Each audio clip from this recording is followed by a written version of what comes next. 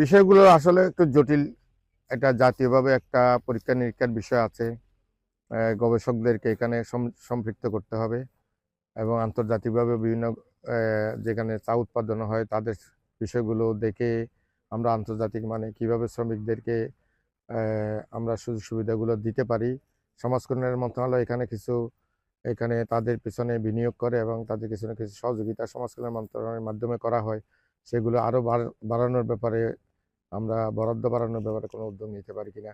নানান বিষয়গুলো পরীক্ষা নিরীক্ষার বিষয় আছে। তো আমি চেষ্টা করব বিষয়গুলো একই দেশের নাগরিক, কেউ যাতে বৈষম্যের শিকার না হয়, সকলে যাতে মানবিক দৃষ্টিকোণ থেকে, ভারসাম্যের দৃষ্টিকোণ থেকে, সুবিচারের দৃষ্টিকোণ থেকে সকলেই সমাজ সুযোগ সুবিধা প্রাপ্ত হয়, সেই বিষয়ে আমাদেরকে দেখতে হবে। এটা আমাদের সাংবিধানিক দায়িত্ব, এটা আমাদের আইনি দায়িত্ব, এটা আমাদের নৈতিক দায়িত্ব।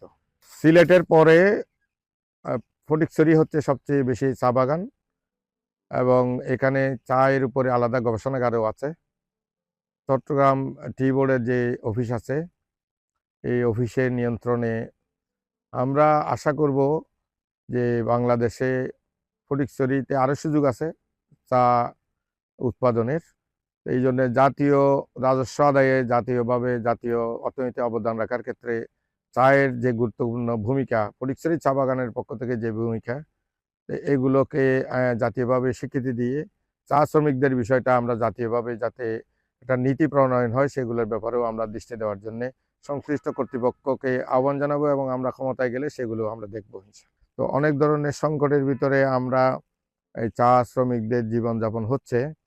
তো আমরা চা শ্রমিক ভাই বোনদেরকে যেটা বলতে চাই সেটা হচ্ছে আপনাদের বাচ্চাদের শিক্ষা, আপনাদের থাকার বাসস্থানের সমস্যা, আপনাদের চিকিৎসার সমস্যা, আপনাদের সুপেয় পানির সমস্যা, আপনাদের এলাকায় যাতায়াতের জন্য রাস্তার যে সমস্যা, তা আমরা এই সব বিষয়গুলোতে আপনাদের মানবিক দৃষ্টিকোণ থেকে, সহমর্মিতার দৃষ্টিকোণ থেকে আপনাদের একজন ভাই হিসেবে আপনাদের পাশে থেকে এগুলো সমাধানের জন্য আমি উদ্যোগ গ্রহণ করব এবং মালিকের সাথে শ্রমিকদের যাতে কোনো দ্বন্দ্ব তৈরি না হয়, মালিকরা যেন আপনাদের প্রতি মানবিক দৃষ্টিতে আপনাদেরগুলো দেখেন এবং আপনারাও যেন প্রোডাকশনের ক্ষেত্রে, আপনাদের চা পাতা উৎপাদনের ক্ষেত্রে আপনাদের ভূমিকাটা যেন আপনারা মালিকদেরকে সন্তুষ্ট করতে পারেন।